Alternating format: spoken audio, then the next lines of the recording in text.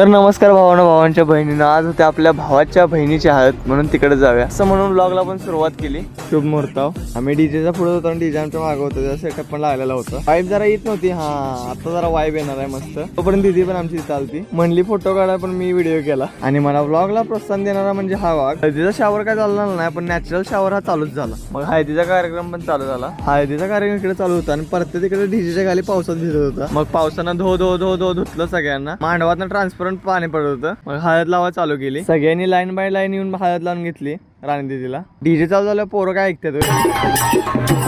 बस बस अभी नेक्स्ट.